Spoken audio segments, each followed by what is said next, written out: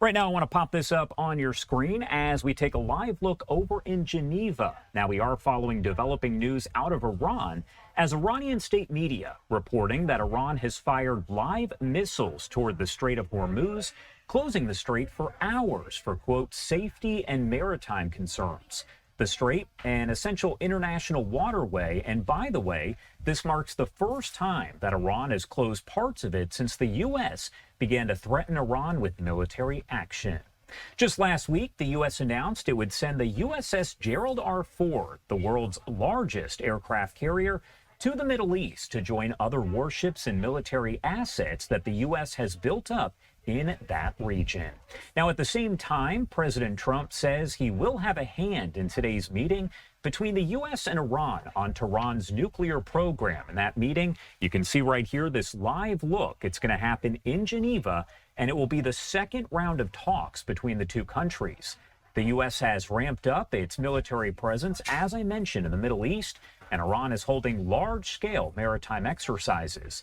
The first round of talks earlier this month were held over in Oman and were mostly indirect. On the U.S. side, President Trump's envoys, Steve Witkoff and Jared Kushner.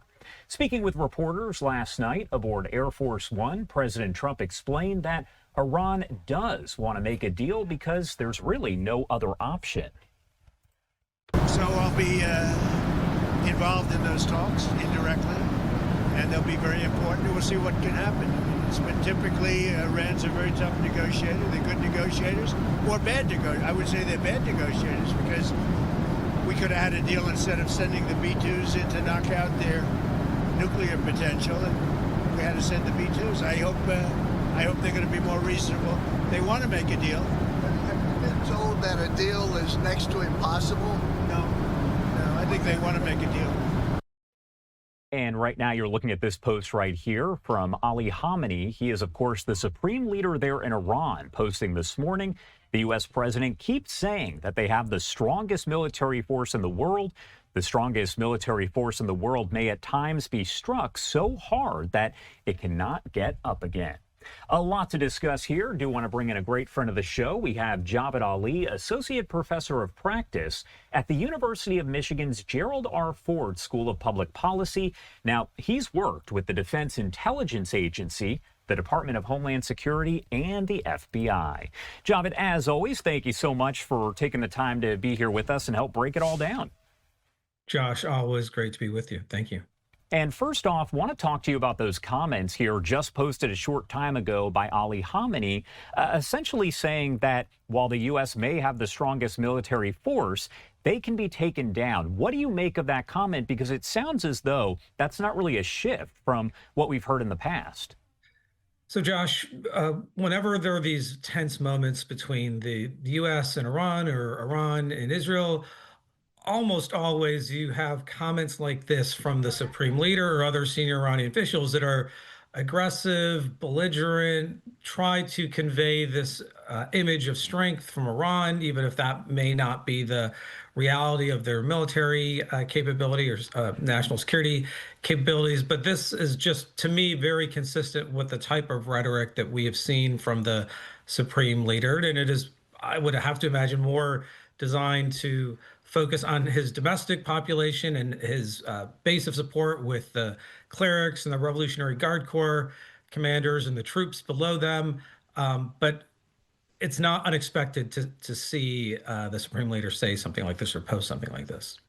And I want to pop this up on your screen once again. This is a live look over in Geneva where we know that those talks are going to be getting underway. And of course, last time those talks took place for the first round, that was over in Oman. Here we're in Switzerland. What does that say to you overall about the situation and the fact that these talks are even happening in the first place? So when we spoke about a week and a half ago, or perhaps a little less than that, it was on the aftermath of the talks in the first round of the talks in Oman, which you mentioned, where first you had the U.S. delegation with Steve Witkoff and Jared Kushner come to Oman into the royal palace or one of the royal palaces, put their talking points down or their negotiating points down. Then they had the Iranian foreign minister, Abbas Araghchi, come separately. And then he did the same thing. And in between these two rounds of meetings, you had the Omani foreign minister trying to convey the two countries' different positions. It sounds like that is exactly the same setup that's going to happen in Switzerland. So indirect talks, even though both parties will physically be there on the ground, although not perhaps at the same time in the Intercontinental Hotel. And just as what happened about 10 days ago, what, if anything, will emerge from those talks? Will there be the actual contours of a deal? Will it look like there's more potential for it to be ironed out on both sides, or will those still be sticking points? And will there be other rounds of negotiations? Your clip with President Trump made it sound like the U.S. patience for diplomacy may be running out. So we're just going to have to wait and see what happens today, if it actually has or puts more momentum behind a deal, or it's just more negotiations that may not lead to anything productive. And you touched on this right there, but what does success look like, and maybe what does failure look like as these talks are underway? So the timing, as we've mentioned, is important, because I don't think President Trump and perhaps Prime Minister Netanyahu and others are going to wait this out for months. So timing is important, but then take the timing off to the side. What will the deal actually look like? As we've talked about before in other interviews, President Trump has laid out at least three key conditions that Iran must abide to in a new deal: end its uranium enrichment program, significantly curtail its ballistic missile and drone and cruise missile programs, and end its support, or also significantly curb its support to its partners in the axis of resistance: Hezbollah in Lebanon, Hamas and Palestinian Islamic Jihad in the West Bank and the Gaza Strip, the Houthis in Yemen, Shia militias in Iraq or Syria. So if those are the U.S. conditions in these negotiations, what, if any of those, will Iran actually agree to, and what will Iran say? Understanding the U.S. position on that may be firm, they will have a different take on one of those three key points. And this is the thing we don't know. Of those three, which is the one the supreme leader and is going to try to preserve at all costs, or the majority, preserve the majority of that capability of that program, and which of the three is he willing to make a deal on? And this is what's going to be so fascinating about these negotiations going forward. You have so many mediators that are involved here. As I mentioned, the first talks happening over in Oman just, weeks ago. Then you also had this situation right now in Geneva, Switzerland. What role are these mediators playing overall?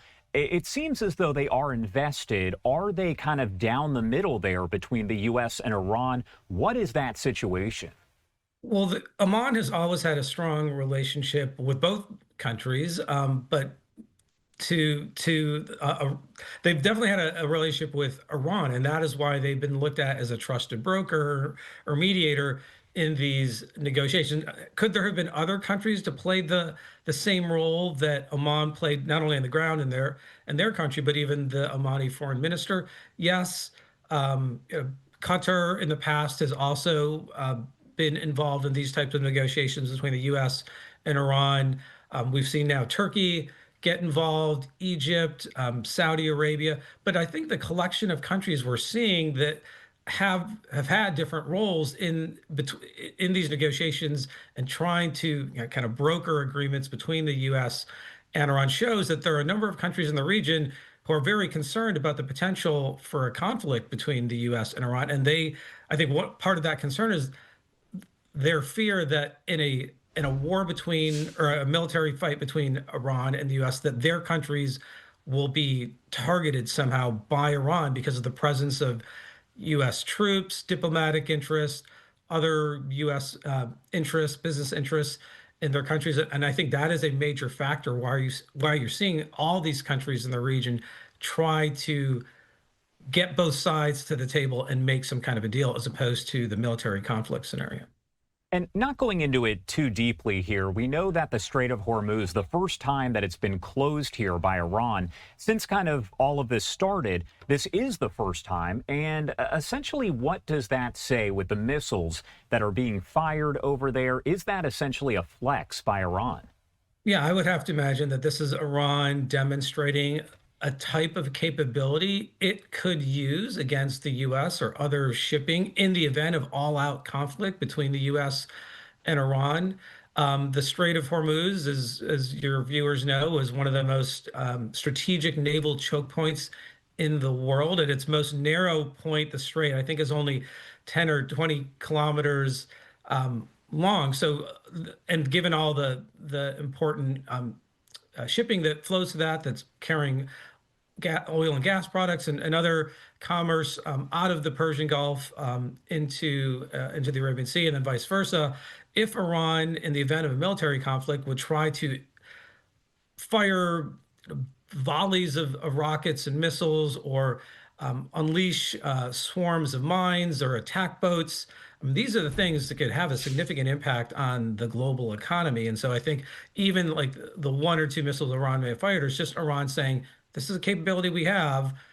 We're not trying to use it in a way that escalates things, but in the event of an actual conflict, this is a capability that Iran potentially could use at a significant scale.